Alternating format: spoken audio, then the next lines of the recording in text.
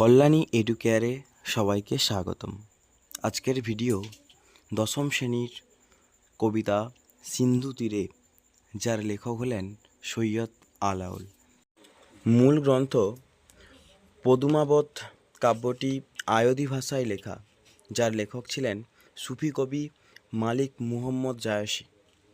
ইনি 1540 খ্রিস্টাব্দে এই পদুমাবত কাব্যটি রচনা করেছিলেন।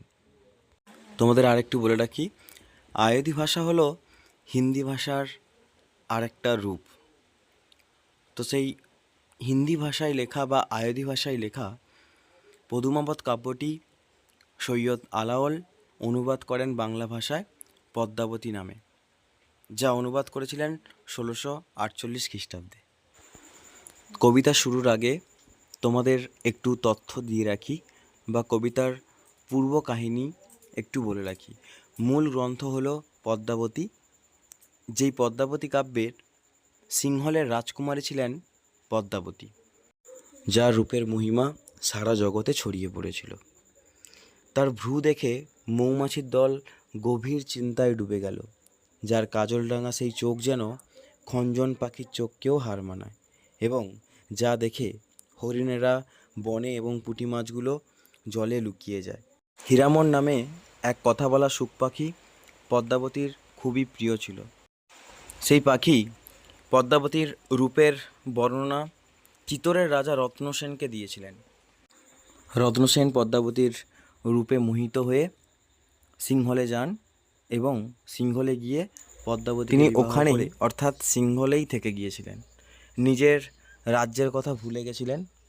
কিছুদিন পর নিজের রাজ্যের কথা মনে পড়লে রত্নসেন মণিমাণিক্যপূর্ণ নৌকোতে পদ্মাবতীর সঙ্গে 4 সখীকে নিয়ে চিতোরের উদ্দেশ্যে রওনা দিলেন।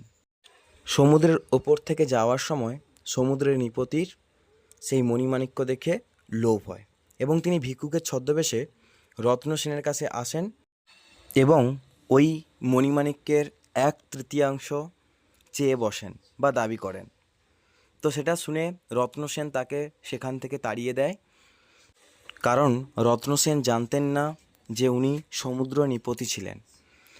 সেই ক্ষোভে সমুদ্র নিপতি সমুদ্রের মধ্যে প্রলয় নিয়ে আসে, যার ফলস্বরূপ নৌকো ভেঙে যায় এবং রত্নসেন কী করেন, পদ্মাবতী এবং তার 4 সখীকে একটি মাঞ্জাসে অর্থাৎ ভেলার ওপর তুলে দেন এবং নিজে একটি কাঠে ভাসতে থাকেন। মূল কবিতার মধ্যে এবার আমরা প্রবেশ করব সিন্ধু তীরে। অনেকেই তোমরা ভুল করে বসো। সিন্ধু তীরে কথার অর্থ হচ্ছে সিন্ধু নদীর তীরে নয়। সিন্ধু তীরে কথার অর্থ হলো সাগর বা সমুদ্রের পাড়ে। এর আগে আমরা পূর্ব কাহিনী জানলাম। কবিতায় কে পদ্মাবতী এবং কে পদ্মা যাতে তোমরা না গুলিয়ে ফেলো, তার জন্য আমি আগে থেকে তোমাদের একটু সতর্ক করে দিলাম। পদ্মাবতী হলেন সিংহলের রাজকুমারী, যাকে কবিতায় আমরা পাবো ভেলায় যিনি অচেতন অবস্থায় পড়ে থাকবে। আর পদ্মা হলেন সমুদ্ররাজের কন্যা, তিনি পদ্মাবতীর সেবা করবেন। শুরু করলাম কবিতা। কন্যারে ফেলিল যথা জলের মাঝারে তথা দিব্যপুরী সমুদ্র মাঝার। অর্থাৎ কন্যা বলতে এখানে পদ্মাবতীকে যেখানে ফেলে দিল সেই সমুদ্রের মাঝখানে, যেখানে রয়েছে দিব্যপুরী অর্থাৎ স্বর্গীয় প্রাসাদ। অতি মনোহর সেই দেশ, নাহি তথা দুঃখ ক্লেশ, সত্য ধর্ম সদা সদাচার। এখানে দুবার সদা কথা দেওয়া হয়েছে। সদা কথার অর্থ হচ্ছে সর্বদা, আর সদাচার কথার অর্থ হচ্ছে সৎ আচার বা আচরণ। সমুদ্রের মাঝে যে প্রাসাদ বা নগরী রয়েছে তা অতি মনোহর। মনোহর কথার অর্থ হচ্ছে যা মনকে হরণ করে নেয়। নাহি তথা দুঃখ ক্লেশ অর্থাৎ যেখানে কোনো দুঃখ এবং ক্লান্তি নেই, যেখানে সর্বদা সৎ আচার আচরণ বিরাজ করে। সমুদ্র নিপতি সুতা, পদ্মা নামে গুণজুতা, সমুদ্র তীরে দেখি দিব্যস্থান। সমুদ্র নিপতি সুতা অর্থাৎ কন্যা, যার নাম ছিল পদ্মা, তিনি সাগরের তীরে একটা দিব্যস্থান দেখল। দিব্যস্থান অর্থাৎ স্বর্গীয় স্থান দেখতে পেল। উপরে পর্বত এক, ফল ফুলে অতিরেক, তার পাশে রচিল উদ্যান। যার উপরে রয়েছে একটা পর্বত এবং যেটা ফল ও ফুলে পরিপূর্ণ, অতিরেক কথার অর্থ হলো অতিরিক্ত ফল ফুলে পরিপূর্ণ। তার পাশে রচিল উদ্যান, তার পাশেই রচনা করল উদ্যান কথার অর্থ হলো বাগান বা বাগিচা। নানা পুষ্প মনোহর সুগন্ধি সৌরভতর, নানা ফল বৃক্ষ সুলক্ষণ। অর্থাৎ সেখানে নানা পুষ্পে মনোহর, মনোহর কথার অর্থ হলো আগেই বলেছি যা মনকে হরণ করে নেয়, এত ফল ফুলে পরিপূর্ণ যে মনকে যেন হরণ করে নেবে, যার সুগন্ধ সৌরভ চারিদিকে ছড়িয়ে পড়ছে। এছাড়াও নানা রকমের ফল ও সুলক্ষণ, সুলক্ষণ কথার অর্থ হচ্ছে মূল্যবান বা দামি বৃক্ষ রয়েছে। তাহাতে বিচিত্র টঙ্গী হেমরত্নে নানা রঙ্গী, তথা কন্যা থাকে সর্বক্ষণ। তাহাতে একটি বিচিত্র টঙ্গী অর্থাৎ প্রাসাদ তৈরি করলো, হেমরত্নে নানা রঙ্গী, হেম এবং রত্নে, হেম কথার অর্থ হচ্ছে সোনা এবং রত্ন অর্থাৎ মণিমাণিক্য দিয়ে রাঙানো প্রাসাদে কন্যা তথা পদ্মা সর্বক্ষণ থাকতেন। সর্বক্ষণ কথার অর্থ হচ্ছে সর্বদা। পিতৃপুরে ছিল নিশি নানা সুখে খেলি হাসি, যদি হইল সময় প্রত্যুষ। পিতৃপুরে অর্থাৎ পিতার বাড়িতে নিশি রাত্রিতে নানা সুখে খেলি হাসি, সখীদের সঙ্গে নানা আনন্দের সহিত খেলেছিল সারা রাত ধরে। যখন, যদি অর্থাৎ যখন হইল সময় প্রত্যুষ, যখনই হলো সময় প্রত্যুষ মানে ভোর, তখন কি করলো সখীগণ করি সঙ্গে, সখীদের সঙ্গে করে নিয়ে আসিতে উদ্যানে রঙ্গে, উদ্যানে আসার জন্য রওনা দিল। সিন্ধু তীরে রহিছে মাঞ্জস, তখনই সিন্ধু তীরে দেখতে পেল একটা মাঞ্জস বা ভেলা। মনেতে কৌতুকবাসী তুরিত গমনে আসি, দেখে চারি সখী চারি ভেত।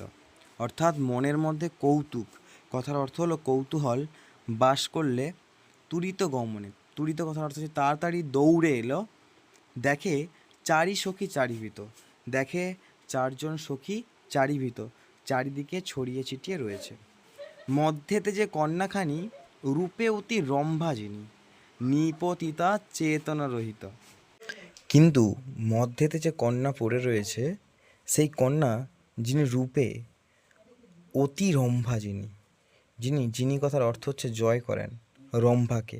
রম্ভা কাদের বলা হয়? অপ্সরা বা নর্তকীকে বলা হয়। স্বর্গের অপ্সরা বা নর্তকীকে রম্ভা বলে।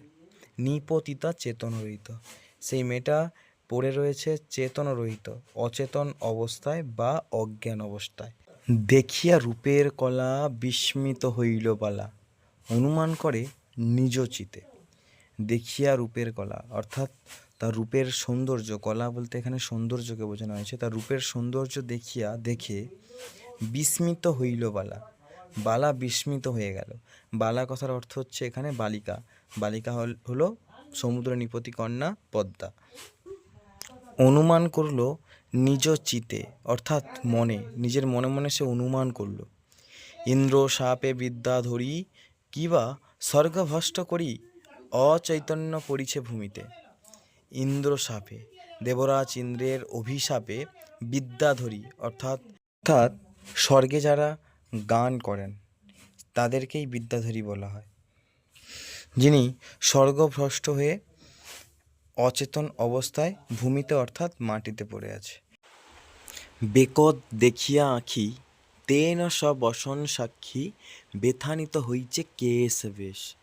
অর্থাৎ বেকত কথার অর্থ হলো প্রকাশিত, আঁখি অর্থাৎ চোখ, প্রকাশিত বা স্পষ্ট চোখ দেখে তেন সবসন সাক্ষী এবং তার বসন গায়ে যে পোশাক পরে রয়েছে সেই পোশাক দেখে বেথানিত হইছে কেশ বেশ এবং এলোমেলো চুল দেখে পদ্মা অনুমান করছে বুঝি সমুদ্রের নাও ভাঙিল প্রবল বাও, মোহিত পাইয়া সিন্ধু ক্লেশ।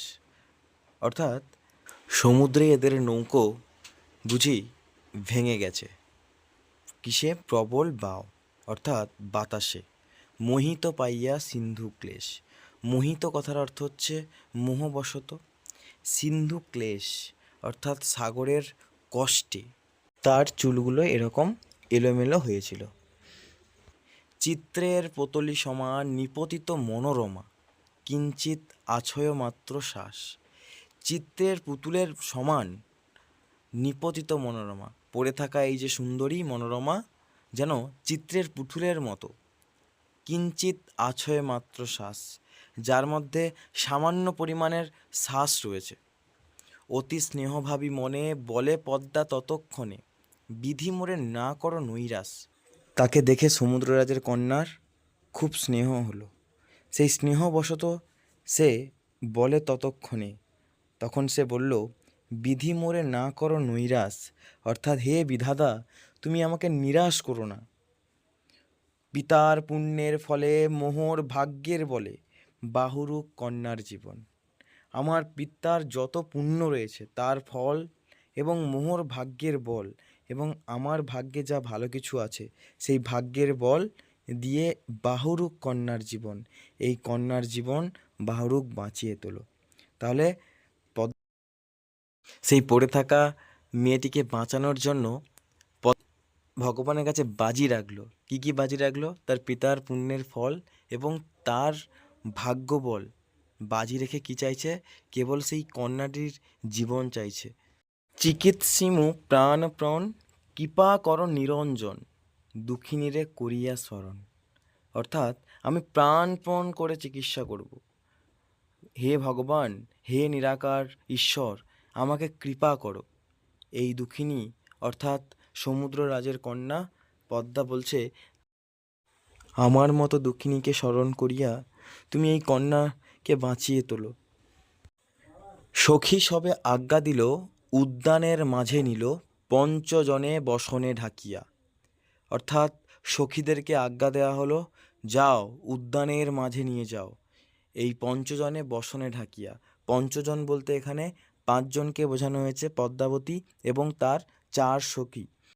তাদের সমস্ত বসন ভিজে গিয়েছিল, তাই তাদের নতুন বসন দিয়ে ঢেকে দেওয়া হলো। অগ্নি জালি ছেকে গাও, কেহ শিরে কেউ পাও, তন্ত্রে মন্ত্রে মহৌষধি দিয়া। আগুন জ্বালানো হলো এবং আগুন জ্বালিয়ে সবাই সেক দিতে লাগলো তাদেরকে।